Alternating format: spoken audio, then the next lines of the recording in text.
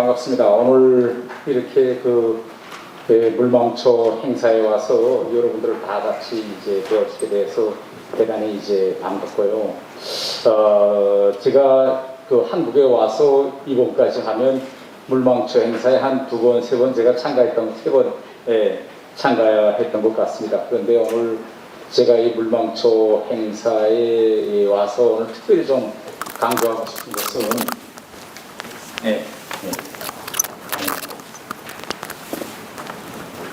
특별히 강조하고 싶은 것은 여러분들이 지금까지 그 물망초 사업을 잘 도와주셔서 이 북한 이 인권 문제 해결에서 물망초가 이 전 세계적으로 놓고 봐도 지금 새롭고 거대한 이런 이제 흐름을 만들고 있습니다. 이게 지금 물망초가 어떤 일을 하고 있는가를 잘 모르시는 분들이 좀 있는 것 같아서 대부분 분들은 알고 있겠지만 아시겠지만 지난해 우리 물망초가 국군 포로 이거 손실보상 문제에서 승소 판결을 받아가지고 지금 경민협을 향해서 이제 북한에 주결해 있던 돈을 우리 국군 포로분들에게 드리기 위한 이런 이제 추심 이거 지금 추진하고 있는데 원래 이사장님께서 이거 처음 할 때 저도 의심해서 이게 과연 이게 승소 판결을 받아낼 수 있을까?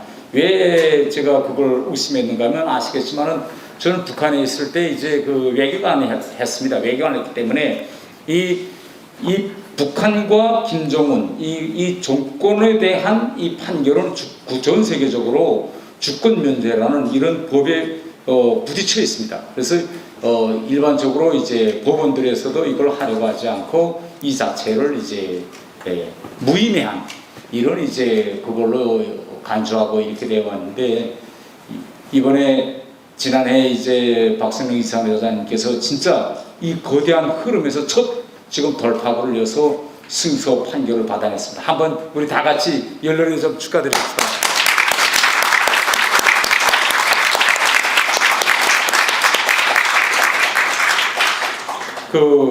이 문제가 이제 우리 한국에서는 물망초가 지금 이렇게 돼서 첫 지금 돌파구를 냈고 전 세계적으로도 지금 오토웨베어 부모 가족이 중심으로 돼 가지고 새로운 지금 흐름을 만들고 있습니다. 근데 북한은 지금까지 이 주권 면제론이라는 이런 국제적인 이 사법 체계의 틀거리 내에서 어떤 나쁜 짓을 해도 북한에게 그것을 우리가 법률적으로 또 자산적으로 추궁할 수 있는 이런 흐름을 만들지 못했습니다. 근데 우리에서는 지금 첫 물망초가 물꼬를 텄고 미국에서는 오토웨베어 가족이 승소 판결했고 그래서 지금 북한 선박 옥류했던 거 어니스트 호를 이제 매각해서 그걸 이제 보상으로 쓰는 방법이 지금 추진되고 있고 그 다음에 미국 같은 데서는 지금 뭐 있는가 하면 지난 수십 년 동안 북한이 외국하고 돈을 거래할 때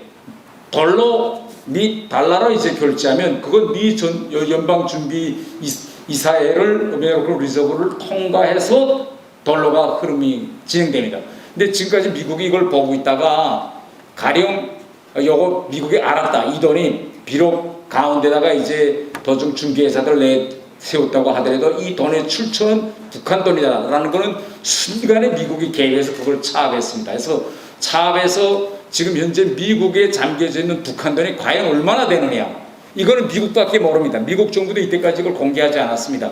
공개하지 않았는데 오토웨베어 가족이 이번 지난 뉴욕시 재판에서 뉴욕시가 가지고 있는 이 북한 자산을 공개하라 해서 이제 이것도 추진됩니다. 그러면 지금 미국 정부가 지금까지 압류했던 북한의 미 달러 재산이 얼만큼 남아있는가라는 게 이제 나오게 돼 있고 제가 2019년 말에 이제 베를린에 갔을 때 거기서 오토웨베어 가족하고 만났는데 오토웨베어 가족이 지금 뭘 하려고 하냐면 전 세계에 나가 있는 북한 공간에 북한이 한때 돈이 많고 잘 나갈 때 대사관 공간을 대단히 크게 건설했어요.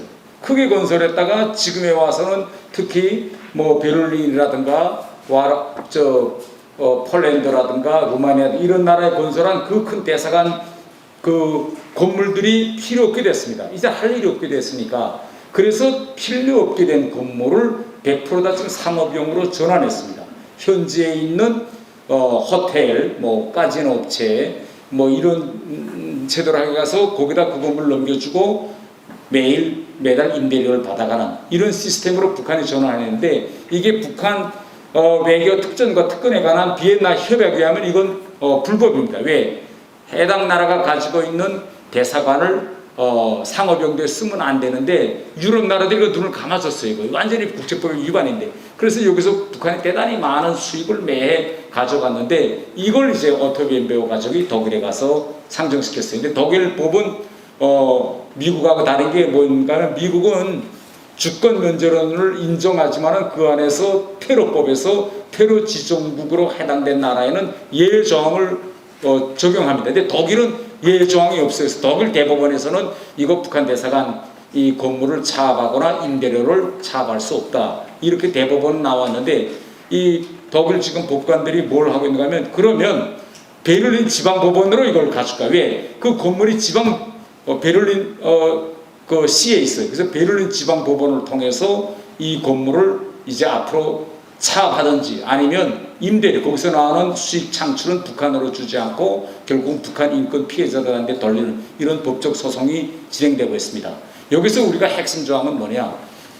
물망초도 그렇고 또 이번 오토비엠도도 그렇고, 우리가 지금까지 수십 년 동안 남북관계 또 북한의 전 세계적인 일원에서 수많은 피해가 있었지만 이런 방식으로 북한에 압력을 가하겠다고 시도를 안 해봤습니다. 그런데 시도하니 북한도 야 이거 잘못하다가는 고물도 띄울 수 있고 돈도 띄울 수 있고 배도 차압당할 수 있고 이런 위협을 실질적으로 지금 느끼고 결국은 이제 대단히 북한에 대한 거대한 실질적인 자산적인 금융적인 압박이 들어가기 때문에 이 앞으로 북한이 내부도 그렇고 해외도 그렇고 지난 시기와 같은 그런 테러 행위라든가 공개적인 외국인들에 대한 인권 유리 이런 상황이 최근에 와서는 대단히 그 북한을 조심하는 걸 우리가 눈으로 볼 수 있습니다. 그래서 지금 우리가 보면 야 이거 좀 이 물망초과 같은 이런 우리가 법적 투쟁도 좀 늦게 시작했다, 이런 좀 아쉬운 감이 있고, 예, 앞으로 꼭 이거 지금 현재 김민협이 가지고 있는 북한에 주게 됐던 이거 돈도 꼭 재판에서 승소해서 우리 국군 포로 분들에게 좀 돌아갔으면 하는 그런 희망을 가지고 있습니다. 이건 제가 서론에서 말씀드리고, 오늘 강연은 물망초에서 한미 동맹과 북한 인권 이렇게 이런 주제로 저를 보고 이제 말씀에 강연에다가 이렇게 제기했습니다. 제가 지금 국회의원으로서 이런 강연이나 세미나 뭐 정책 간담회 이런 걸 지금 제가 많이 다니고 있는데, 강연에서 이제 해당 초청 측에서 저한테다가 어떤 제목으로 강연해 주십시오 라고 제목을 뽑아오면 그 제목만 보면 이 단체는 어떤 성향을 가진 단체이고 우리 남북관계와 평화를 어떻게 하려냐, 이 제목만 보면 딱 알립니다. 가령 실례를 보면 저는 이런 정책 간담회나 이런 강연 같은 거를 좌나 우, 보수나 진보 가르치 않고 다 다닙니다. 다 다니고 다 이야기하는데, 저쪽 좌, 우, 진보 쪽 거기 가서 이제 강연을 제가 하거나 거기 사람들하고 정책 간담회를 해보면 이 문제 제기를 할 때 대단히 남북 관계를 감성적인 방법으로 이제 접근하고 있습니다. 북한에서 지금 힘든 상황을 PPT를 통해서 보여주면서 남과 북은 우리는 같은 민족이다, 그렇기 때문에 저 사람들을 도와줘야 한다. 그 다음에 지금 우리 한국에서는 지금 뭐 쌀이 얼마큼 남아 들어가고 의약품이 얼마큼 남아 들어가는데 저걸 주면 얼마나 좋을까. 또 남과 북에 철도를 건설하고 도로를 건설하고 이렇게 되면 결국은 정당에는 북한이 개혁개방길로 나오고 김정은이가 생각을 돌리고 이렇게 되면 우리가 한반도에 영구한 항구적인 평화로 이제 갈 수 있다. 그런데 이런 거창한 일을 하자면 이거 좀 남과 북이 뭘 교류도 하고 좀 주고 북한에다가 이렇게 해야 되는데 이걸 누가 막아 나서느냐? 이걸 미국이 막아 나선다. 마지막 결론 항상 여기로 떨고 가면 대북 제재가 있어서 지금 약품 이것도 잘 안 되고 뭐 식량 지원도 잘 안 되고 뻔뻔히 유엔 이거 저 승인을 받아야 되고 이러면서 이제 흐름을 이제 이끌어 이제 가고 있습니다. 그래서 제가 왜 이 말씀 드리는가 하면 이런 우리가 시작할 때 똑바로 우리 자체의 그런 잣대를 가지고 정책 간담회나 세미나에 참가하지 않으면 쉽게 넘어갑니다. 뭐 그런 거 가면 뭐 눈물 흘리는 사람도 진짜 왜 미국을 이거 못하게 하지 막 이런 거. 그래서 우리가 제가 지금 한미동맹과 북한 인권 문제가 나와서 말씀드리는데 정치 외교학에서는 이 우리 한반도 문제라든가 또 이제 북한 인권 문제 이런 걸 해결하는 데서 이제 크게 보면 두 가지 주로 나누고 있습니다. 그래서 한 가지 지금 파트는 한 가지 부분은 어떤 걸 주장하는 분들이 있는가 하면 이게 영어로 말하면 이제 capacity based approach라고 하는데 능력 해소 접근법입니다. 또 이쪽에서 보면 intention based approach 의사 변경 접근법 뭐 이렇게 우리가 갈라보겠습니다. 그러니까 우리가 조금 더 가면 두 개 이제 큰 학파가 있는데 한 학파에서는 쉽게 이야기하면 아무리 우리를 공격할 수 있는 우리를 전멸시킬 수 있는 그런 핵무력이나 이런 걸 북한이 가지고 있다고 해도 그걸 정당에는 쓰려면 그거 우사권자인 김정은이의 결단에 의해서 이루어질 것인데 김정은이의 그 의사, 인텐션 이것만 우리가 잘 뭘 주고 건설해주고 이렇게 돼서 변경시키면 그러한 능력이 있다고 해도 별로 우리한테 피해가 되지 않는다. 이런 이제 주장파고 또 다른 한 주장파는 제가 정할주는 capacity based approach라는 건 뭐냐면 아무리 그 사람이 뭐 의사를 어떻게 변경시킨다고 해도 우리를 겨누고 있는 그런 총체적인 핵 능력, 공격, 파괴 능력이 그대로 있는 한 우리는 영원히 평화로운 상태에 있을 수 없다. 그렇기 때문에 초점을 그 능력을 점차적으로 해소시키는데 두어야 한다. 이렇게 돼서 인류 역사는 지금까지 이 두 가지 큰 흐름을 가지고 지금까지 싸워왔습니다. 싸워왔는데 그 상황이 지금 우리 한반도에 딱 지금 이대로 구현되고 있어요.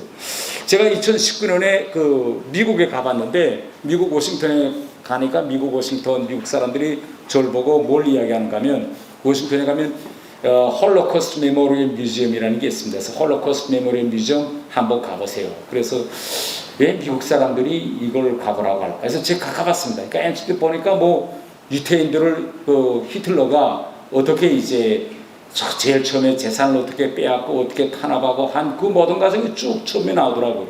그러니까 뭐 제가 늘상 듣던 이야기니까 그런가 보다.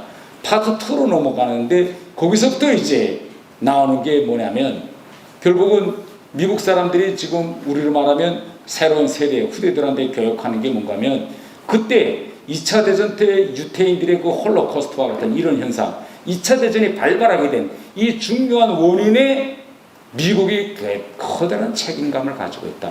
미국의 잘못도 많다. 이겁니다. 뒷부분이. 이게 대단히 중요한 내용이에요. 그게 이 사람들이 이걸 어떻게 이야기하는가 하면 자, 히틀러가 국내에서 유태인들을 탄압하고 재산을 뺏고 그 다음에 수용소를 끌고 가는데 이걸 미국이 알았느냐 몰랐느냐. 미국이 다 알고 있었습니다.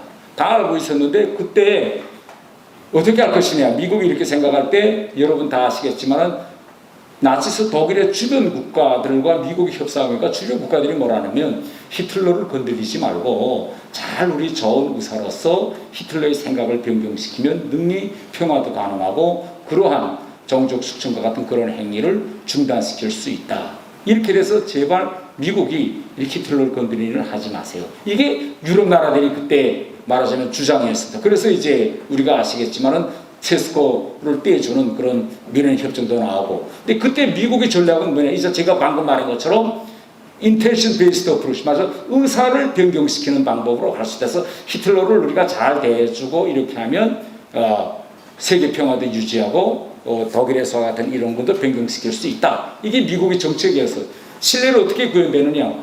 독일에서 이제 유태인들을 추방합니다. 추방하면서 너희 받아주겠 나라가 없다. 배에다가 유태인 고아들, 애들이죠. 애들을 한데 실어서 이제 그 배가 미국에 오는데 미국 정부가 압력감인데 이거 배 절대 한국 입항시키지 말라. 그러니까 지금과 같으면 상상도 할 수 없죠. 미국이 그 배를 안 받는다는 거. 미국 정부가 그 배를 받지 않기로 결정합니다. 그래서 그 배가 미국까지 왔다가 다시 돌아가요. 그런데 이러한 모든 그때 미 국회에서 논의된 법령들을 쭉 보여주면서 미국 사람들이 내린 결론은 뭐냐? 그때 미국이 첫 시작부터 히틀러에게 이거 잘못된 거 진짜 그건 잘못된 거야. 너희 왜 유태인들 재산 왜 몰수하고 왜 유태인들을 수용소로 이건 너네 이거 완전히 반인륜 범죄다. 중지해라. 중지 안 하면 우리 경제 제재 갈 거야. 시작부터 미국이 그 말하자면 능력 감소 정책을 들어섰다면 그러면 히틀러가 야 이거 전 세계가 이렇게 반대하는데 내가 과연 이 2차 대전까지 갈 수 있을까라는 걸 시대에 느꼈겠는데 결국은 히틀러하고 잘하면 변경시킬 수 있고 평화가 유지 가능하다 해서 결국은 마지막에 2차 대전이 터져서야 미국의 정치 흐름을 이제 바뀝니다. 그래서 마지막에 그 박물관 나오면 큰 현수막에다가 뭐라고 붙였는가 하면 제가 딱 와서 가슴에 닿았던 게 이런 말입니다. 한 번 일어났던 일은 또 일어날 수 있다. 그렇기 때문에 이 박물관을 보고 나가시는 분들이 지금 미국이 또 그렇게 놀지 않는지 좀 한번 잘 봐주세요. 이게 그 박물관의 핵심 사상이다. 이렇게 우리가 볼 수 있겠습니다. 그러면 우리 정부의 지금 입장은 여러분들 생각에는 의사 변경 접근법일 것 같습니까? 아니면 능력 해소 접근법일 것 같습니까? 예? 네. 5월 10일 날 문재인 대통령은 기념 4주년 행사에서 남북 관계에 대해서 이렇게 말합니다. 남북 합의를 이행하는데 찬물을 끼얹는 거 이런 행위 이거 법으로 이거 엄정 다스리겠다 이렇게 이제 이야기합니다. 쉽게 이야기하면 이게 뭔가면 이거 이번에 지금 그 박상학 씨가 한 이거 대북전단 이걸 현행법 가지고 이거 다스리겠다 대통령이 이거 이제 강조했습니다. 그래서 이 남북 이거 지금 전단법 이 문제를 어떻게 할 것이냐 여기에 대해서 이 우리 사회에서 지금 이 문제와 관련해서 찬반으로 나누어 있습니다. 나누어 있는데 뭐 얼마 전에 언론 보도자료에서 나온 것도 보니까 국내 여론조사 돌려보니까 국민의 뭐 한 70몇 %인가 남북전단법을 지금 지지한다. 뭐 이렇게 말하는 현 정부의 이런 정책적 방향을 지지한다 이런 여론조사가 결과가 나왔다는 이런 이제 보도자료를 제가 봤는데 이걸 보면서 제가 안타까운 건 이겁니다. 이 남북전단법 금지법이 가지고 있는 그 법리적인 호구성이나 또 정부의 목적이 지금 정부가 모든 걸 다 쥐고 있다니까 이게 충분히 이게 지금 국민들한테 전달되지 못하고 있는 이런 지금 안타까운 마음이 있습니다. 제가 국회 외통위에서 이 남북전단 금지법을 막아보자고 마지막까지 투쟁했고 본회의 투표를 앞두고 10시간 동안 필리버스터를 그때 했음에도 불구하고 끝내 이제 막아놓지 못했습니다. 그러면 우리가 남북전단법이라는 건 지금 국회에서 외통위 상임위에서 여당과 야당 사이 이 문제가 어떻게 논의됐느냐. 우선 가장 중요한 문제는 정부와 여당은 두 가지 축입니다. 하나는 남북 사이의 합의. 문재인 대통령이 이번에 그렇게 말씀합니다. 남북 사이의 합의. 이 축이다. 다른 하나는 이거 현행법 견지에서도 이거 지금 대단히 큰 문제이기 때문에 이걸 막아야 되겠다. 그래서 법률을 더 구체화하자. 이게 정부 여당이 이제 주장이었고 우리 국민의힘당은 접경 지역 주민들의 생명 안전 대단히 중요하다. 오케이, 우리도 공당으로서 접경 주민들의 생명 안전. 그러니까 접경 주민들의 생명 안전과 또 북한에 있는 우리 북한 주민들의 알 권리 이 두 가지 균형을 상식적으로 맞춰 나가자. 이게 우리 국민의힘당의 입장이었습니다. 그러면 이게 실무적으로 들어가면 어떤 문제가 있느냐? 지금 정부와 문재인 대통령은 남북전단 금지법이 대북전단 살포 이 남북전단 금지법위원회 만들어 놓은 것이 남북 합의를 이행하기 위한 그런 조치다. 이게 지금 정부의 설명입니다. 그런데 정부 그 법을 구체적으로 들여다보면 완전히 그 사기입니다. 왜 사기냐? 4.27 판문점 선언에서 김정은하고 문재인 대통령이 이 남북전단 금지법 문제를 대단히 오래 그 전단 살포 금지 문제를 오래 토의했어요. 그래서 여기서 합의된 것이 뭐냐? 장소적 제한을 두었습니다. 군사 분계선 일대에서 전단 살포하는 거 막자. 이게 4.27 판문점 선언에 들어가 있는 원문자료입니다.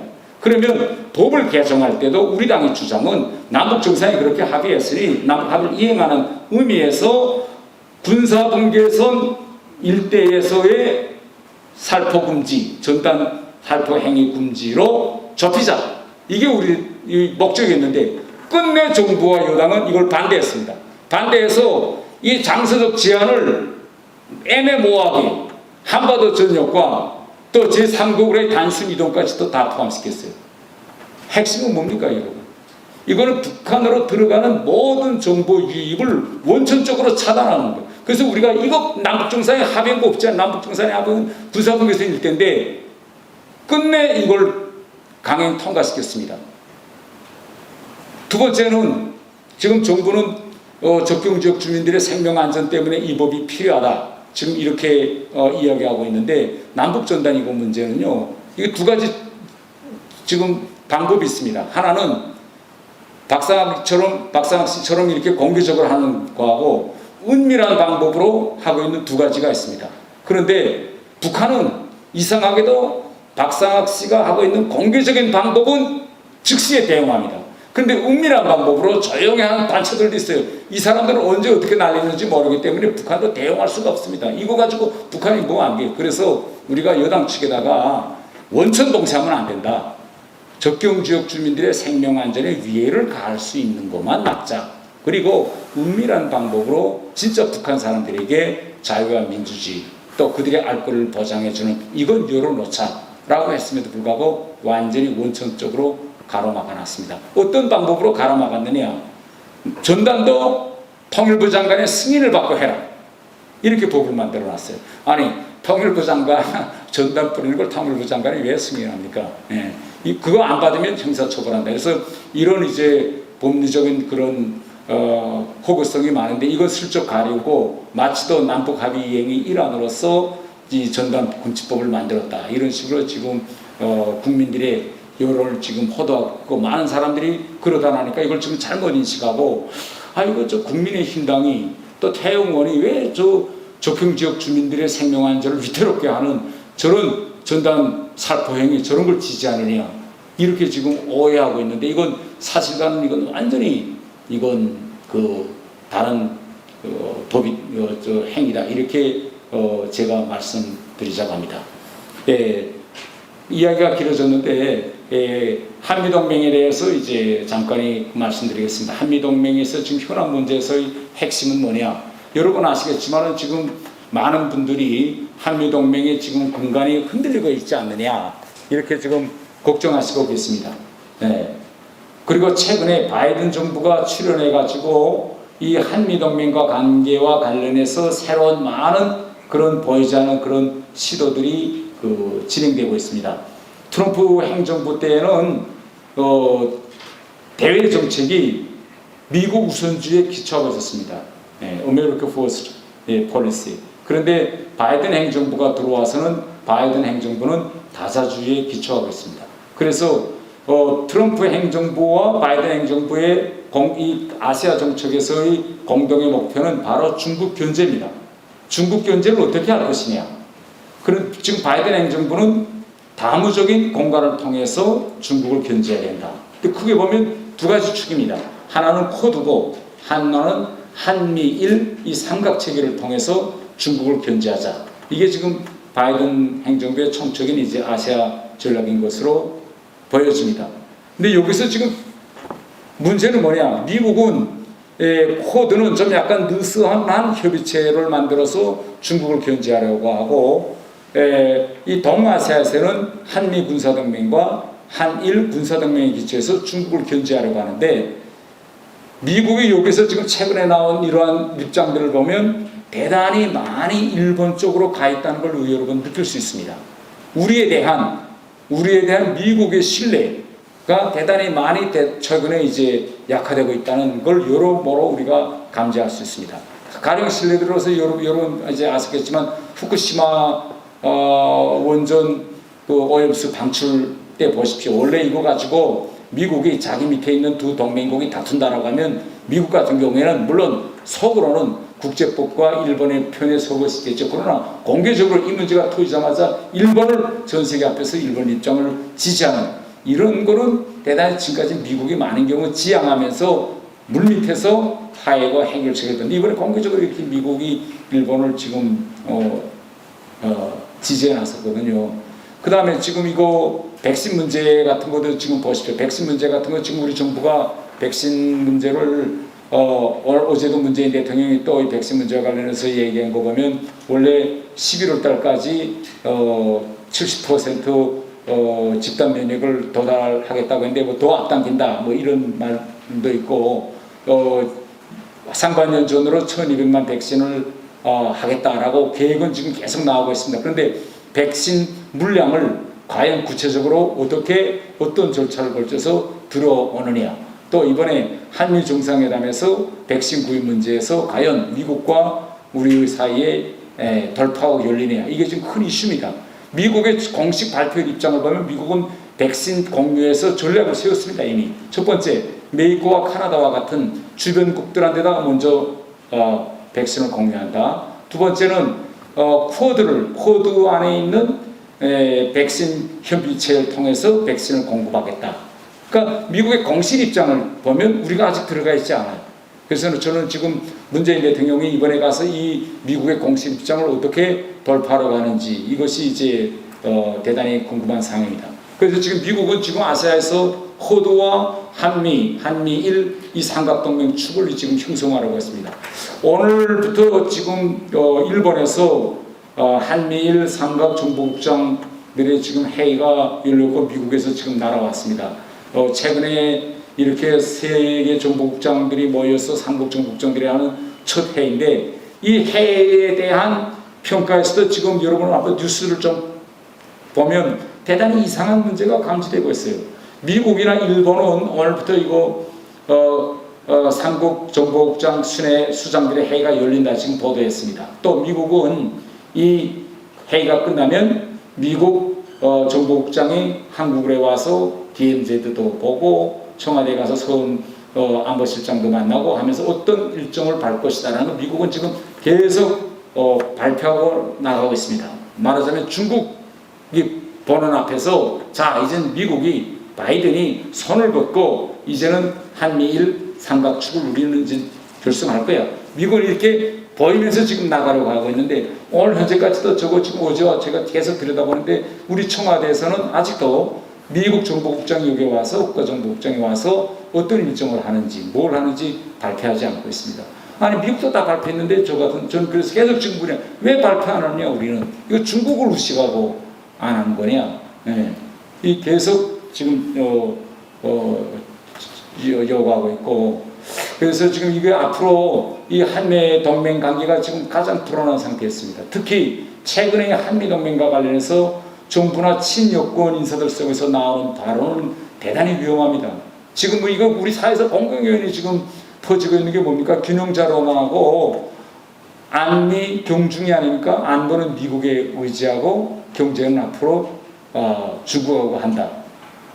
결국은 이걸 뒷받침하는 게 이제 균형자론을 이제 들고 나가고 이런 식으로 해가지고 마치 우리가 이 지역에서 한국이 앞으로 미국과 중국 사이의 갈등 경쟁 구도에서 그 어떤 중재하고 완충 역할을 할 수 있을 것처럼 지금 정부가 이야기하겠고 여기에 지금 또 많은 사람들 특히 젊은 층이 대단히 많이 이거 따라가고 있습니다. 이게 균형자론과 이거 안미 경중론에. 근데 과연 이거 우리가 실천적으로 들여다보면 이게 가능한 일이냐?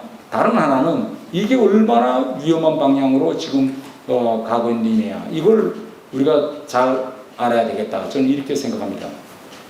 제가 과연 우리가 앞으로 이 중국과 미국 이 양안 관계에서 줄다리기 하면서 우리가 가운데 서서 우리가 과연 우리가 바라는 바를 이루어 나갈 수 있을까? 저는 이건 우리가 중국을 바라볼 때 대단히 저는 이거 불가능한 방향이다. 자칫하다가는 이거 큰일을 치를 이런 발생이라고 저는 생각합니다. 지난번 우리가 국감 때도 여러분들이 언론에서 화제했지만 미국에 가 있는 우리 주한 미국 대사 자체도 지금 뭐라고 합니까? 공개적으로 한미동맹은 의무가 아니고 선택할 수 있는 거라고 말합니다. 앞으로 한미동맹 우리 결심에 따라서 할 수도 있고 안 할 수도 있는 거다. 저는 역으로 이렇게 생각합니다. 미국이 반대로 우리가 또 한미동맹을 선택할 수도 있고 안 할 수도 있는 그런 관계가 아니라 미국이 한미동맹을 선택 혹은 불선택 두 양자택일은 방향으로 이제 갈 수 있지 않을까. 이걸 막으려면 어떻게 해야 되느냐. 이런 점을 관심을 돌려야 한다고 생각합니다. 과연 그러면 우리가 중국 안에 들어가서 편히 살 수 있을까요? 지금 우리가 제가 어저께도 이제 저 청년 대학생들하고 이 문제를 가지고 대단히 그 큰 논쟁을 벌였는데 지금 중국에 대해서 다들 어떻게 생각하는가 하면 이 중국의 뿌리 깊은 이 중화 세계론, 중화 이제 민족주의 기초한 중화 세계론과 그것이 가지고 있는 그 위험성에 대한 거를 지금 우리나라의 학계나 이 젊은이들이 지금 잘 인식하지 못하고 있습니다. 제가 중국에서 유학했는데 제가 80년대에 유학했습니다. 80년대 유학할 때 중국 대학생들과 교수들과 가장 싸웠던 문제가 뭐냐면 결국은 중화권 중심론입니다. 중화 세계론인데 중국 사람들은 지금 뭐라고 이야기하는가 하면 그건 중국 사람들이 이 인식은 절대 변하지 않습니다. 이 중화 세계론이라는 게 그겁니다. 이 아시아의 역사는 중원을 여기서 누가 패권을 쥐는가라는 싸움이 있었다. 그래서 여기에서 결국은 우리 거굴의 역사나 발해의 역사도 다 이 범주 내 하나로 봅니다. 이 중원을 차지하기 위해서 한족이 차지하고 있는 걸 때로는 위에서 몽골족이 내려와서 해서 그쪽에 있었고 거굴이나 발해와 같은 그런 동부족에 있는 변방에 있는 종족이 또 그걸 차지하려고 오고 이렇게 또 그걸 막기 위해서 자기네가 가고 이렇게 해가지고 결국은 이 지역의 모든 이런 역사적 흐름을 중화권 중심주의로 중국은 이제 가르치고 있습니다. 지금 중국 국내 형편을 한번 좀 들여다봅시다. 미국 사람들이 어떻게 생각했는가 하면 중국과 협력과 교류하고 중국에서 1인당 국민 소득이 1만 불 이상 넘어가면 중국 사회도 어차피 개인의 그런 자유권을 존중하고 그것을 더 발전시키는 방향으로 사회가 변할 것이다. 왜? 인류 사회는 이렇게 변해왔다. 그래서 앞으로 중국에서 경제가 장성하고 소득이 늘어나면 중국에서 이 옥률려 있는 그런 중국의 59개 소수민족이 있습니다. 이러한 사람들도 결국은 그들이 가지고 있는 고유한 정체성과 언어, 문화가 다시 원상태로 돼가지고 결국은 중국이 아주 다문화, 그 다음에 이제 다정화된 이런 다운화된 사회로 갈 것이다. 이렇게 되면 평화에 이롭다. 미국은 이런 이론으로 중국을 접근했는데 지금 와서 중국 들여다보면 여러분 다 아시겠지만은 지난 30년 동안 중국이 엄청난 경제적 장성을 이루었습니다. 그러면 그러한 경제적 장성을 이루는 속에서 거기에 있는 소수민족들, 우리 말하자면 조선족들도 거기에 있습니다. 소수민족들도 이제 많은 이제 소득상 이제 상승을 가져왔습니다. 그런데 중국 안에 들어가보면요, 중국 안을 들여다보면 지금 중국 내부에서의 한족 중심의 중화 세계 그런 진척은 지금 상당한 진척이 있습니다. 우리 북중 국경, 북한과 중국 사이 국경인들 연변자치 같은 거는 원래 거기 조선족들이 많이 살고 있었는데 이제는 한족들이 완전히 다 들어와서 이제 한족판이 됐고 얼마 전에 우리 보도 봤죠. 이제는 학교 교과서 교육에서도 한어가 이제는 기본 교육으로 하게 됐고 전국적으로 놓고 봐도 다 같습니다. 한족들이 이제는 온 중국 전역을 다 뻗어나가고 결국은 고속철과 도로 이런 걸 통해서 이제는 진짜 중국이 수천 년 동안 해보려고 했던 이 중화 세계권이 완전히 중국에서 됐습니다. 그리고 이걸 해외로 확대하려는 게 지금 시진핑의 1대1 전략입니다. 이렇게 돼서 1대1로 전략을 통해서 중국 그 밖에 있는 나라들도 점차 중화권 중심으로 끌어들인다. 이 방향으로 지금 끊임없이 그러면 우리가 한국이 여기서 지금 우리가 결심을 진짜 잘해야 됩니다. 우리가 지금처럼 한미 관계에서 아주 애매모호한 입장을 취하고 이것을 의무가 아닌 우리가 의무적으로 해야 할 의무가 아닌 선택사항으로 여긴다면 우리는 저도 모르는 사이에 다시 이전 청나라 때처럼 점차 중화 세계권으로 우리가 모르는 사이에 이렇게 들어갈 겁니다.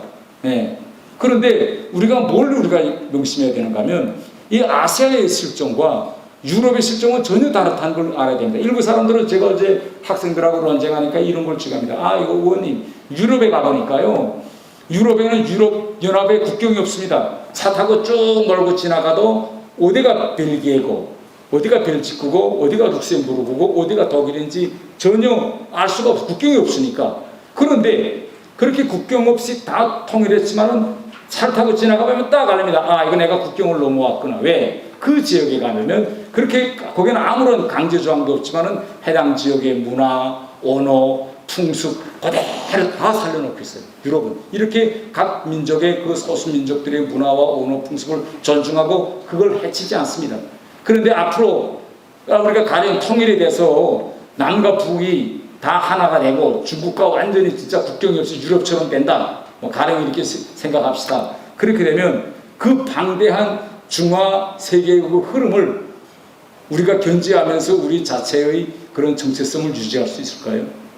네, 그렇기 때문에 저는 이 한미동맹이 얼마나 우리한테 앞으로 우리가 지난 수십 년 동안 역사상 처음으로 우리가 해양 세력인 미국하고 손잡고 지금까지 우리의 민족의 역사에서 처음으로 이렇게 부흥을 이루어가고 있는데 이러한 발전과 부흥을 이루어온 기본 핵심은 우리가 결국은 중국이 아니라 미국과 손잡고 한미동맹에 의지해서 지금까지 왔다. 이 점을 이제 말씀드리겠습니다. 마지막으로 몇 분 더 있죠? 10분만 5분? 네. 마지막으로 북한 인권 문제 간단히 좀 말씀드리겠습니다. 이 북한 인권 문제를 5분 동안에 다 이야기한다는 건 대단히 어려운 문제입니다. 왜 어려운 문제인가면 전 세계적으로 북한 인권 하면 이건 뭐 인권 백화점과 같습니다. 세계 인권 선언과 그 다음에 국제적인 인권 규약을 가지고 조항별로 따져놓고 보면 mỗi 조항에 다 해당되는 나라를 찾는다는 건 쉽지 않습니다. 예. 그런데 북한이라는 나라는 전 세계 인권 규약하면 A 규약과 B 규약이 있는데 거기에 그 어느 조항도 없는 해당 안 되는 데가 없습니다. 그래서 많은 사람들이 질문이 그겁니다. 아니 어느 나라나 인권 유린 행위는 있었고 또 이전 소련이나 또 이전 마오쩌둥 시기의 중국이나 이런 공산권 국가들, 이전 파쇼 국가들 이런 데서도 인권 유린 행위가 있었지만은 왜 이렇게 북한 인권 이 유린 상황은 이렇게 많고 다양하고 복잡하고 이 특수한 어떻게 이런 상황이 조성됐느냐 여기에 대해서 대단히 이거 학계에서는 큰 이게 의문입니다. 더 과거는 뭐냐 우리가 한국에 지금 북한에서 오신 우리 탈북민들이 지금 거의 이제 한 3만 한 4, 5천 정도 돼가고 있는데 이 북에서 오신 분들 앞에서 제가 이런 북한 인권 문제를 가지고 강연하고 이야기하고 있는데 이 북에서 오신 분들도 왜 북한이 이 정도까지 됐지? 이걸 한번 그 근본을 한번 이야기해보라 라고 이야기하면 잘 얘기를 못해요. 진짜 북한에서 우리가 보안성에 끌려가서 맞고 보이고 가고 누구네가 정치범 수용소에 끌려가고 이런 걸 많이 목격했지만은 그 근본 핵심이 뭐 때문에 이러한 상황이 북한에서 도달했느냐. 그래서 저는 어떻게 이걸 항상 이야기하면 가장 첫 번째 원인은 뭔가면 우리가 정치학적으로 보면 수령 독재, 수령 우상화 이게 첫 번째 이유입니다. 더 우리가 쉽게 이야기하면 인간이 살아가고 사회가 발전하려면 모든 사물 현상과 인간이 자기가 서야 할 위치가 다 있습니다. 국가의 위치, 인간의 위치, 뭐 대통령이면 대통령이 어디에 위치가 있어야 되느냐 이런 정확히 이러한 자연 법칙처럼 이 사회도 이런 법칙이 흘러가고 있는데 북한은 지금 이 법칙을 완전히 위반했습니다. 쉽게 이야기하면 인간의 김씨일가는 명백히 이건 인간이거든요. 이건 하나님이 아닙니다. 이 인간인데 이 인간인 이 사람들을 이 김씨일가를 지금 북한에서는 하나님 지위에다 놓고 여기에 맞추어서 모든 사회, 경제, 정치 구조를 지금 만들어놨는데 이게 핵심입니다. 네. 이렇게 될 때는 모든 것이 여기서부터 출발하고 있는 겁니다. 네. 수령, 우상화 독재, 이건 대단히 정치적인 개념인데 인간을 이렇게 하나님과 같은 지위에 놓게 된다면 어떤 우스운 현상들이 일어나느냐. 북한에서는 아시겠지만은 인간한테는 두 가지 생명이 있다고 아이 때부터 가르칩니다. 하나는 육체적 생명, 이건 부모한테서 받는다. 다른 하나는 정치적 생명이 있다고 해요. 정치적 생명은 우리가 한국에서는 이걸 우리가 쉽게 말하면 우리가 영혼입니다. 네. 이 영혼은 누가 준다고 말하느냐.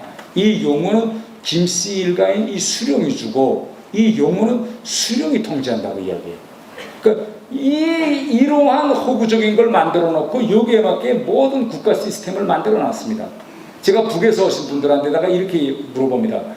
동네에 북한 아무 심신상골에 가도 뭐 있느냐. 영생탑이라는 게 있어요. 탑. 진짜 벌써 볼거없는 그런 산골촌에 가도 탑만은 높이 영생탑이야. 그 영생탑에는 뭐라고 쓰여 있느냐. 위대한 수령 김일성 동지와 김정일 동지는 영원히 우리와 함께 계신다. 이 탑을 전국에 다 세워놨습니다. 네. 왜?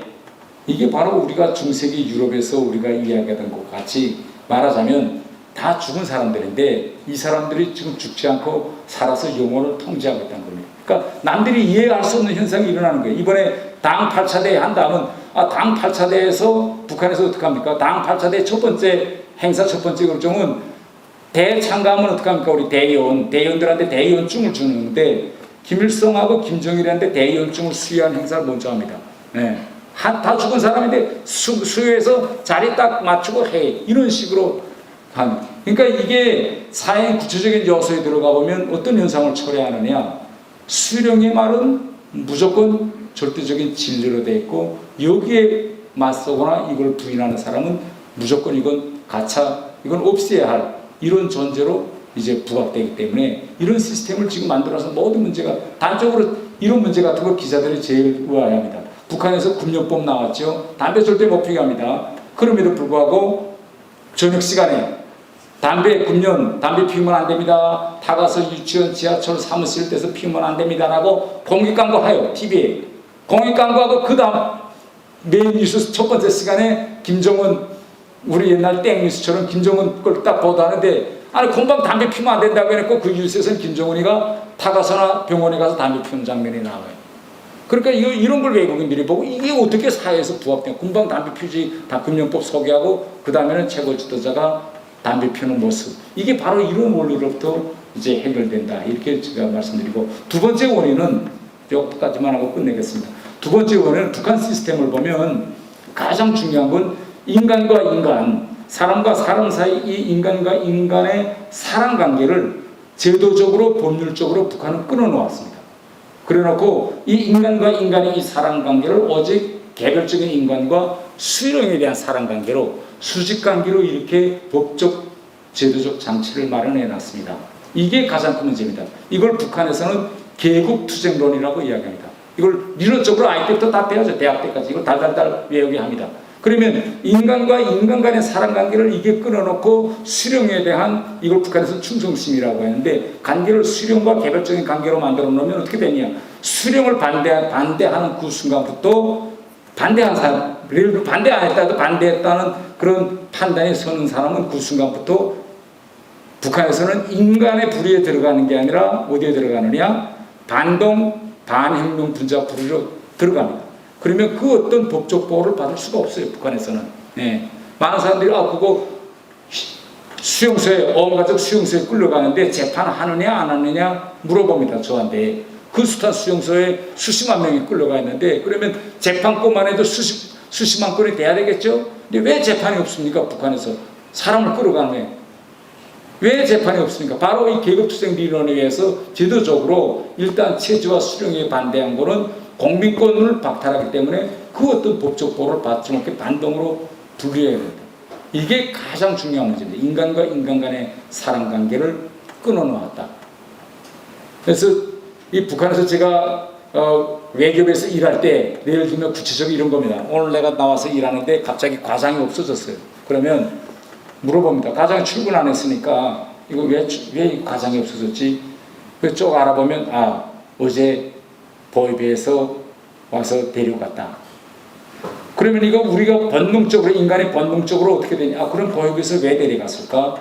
또 안 하면 짐 다 정리해서 그 사람 서랍이랑 깨끗이 다 정리해서 다 버리거든요. 그러면 본능적으로 그 사람이 왜 잡혀갔을까? 무슨 이유일까? 또 가족들 같은 경우에는 보협에 찾아가서 우리 아들을 왜 잡아갔죠? 이렇게 문의하게 돼 있는데 일단 보협에서 데려갔다라고 하면 그 순간부터는 같은 지난 시기 동료나 인간 친구 관계가 끊어집니다. 그 순간부터는. 그 순간부터 이 사람은 결국은 반동과 반응의 분자로 분류됐기 때문에 그래서 거기에 대한 그 어떤 동정이나 우문이나 면밀리정을 표시할 수 없는 게 북한 체제의 특징입니다. 기본 구청. 그렇기 때문에 우리가 앞으로 북한을 정상적인 국가로 만드는 데서 핵심은 뭐냐? 핵심은 바로 이 수령 우상화 독재 체제. 이걸 우리가 허물어 버려야 됩니다. 김일성, 김정일, 김정은 이 사람들 인간이다. 이 사람들도 밥 먹고 똥 싸고 방귀 끼고 이거. 이걸 만드는 게 핵심입니다. 그런데 왜 지금 김여정이가 대북전단 이거 제일 반대하느냐? 하느님처럼 만들어 놓은 이 사람을 전단에다가 이렇게 크게 해서 날아가다가 북한 사람들이 그거 보면 자기가 하느님처럼 안 보이는 거예요. 그래서 이거 길을 쓰고 막는 겁니다. 근데 우리 정부가 같이 동조해서 북한으로의 정보유의 원천을 봉쇄한다. 이건 정말 안타까운 현실이다. 이렇게 이제 말씀드리면서 앞으로 우리가 어떻게 하나 힘을 합쳐서 이 나라의 상식적인 그런 상식이 통하는 나라, 상식이 작동하는 그런 정권을 우리가 이제 세워야 한다. 이렇게 저는 생각하면서 강연 마치겠습니다. 감사합니다.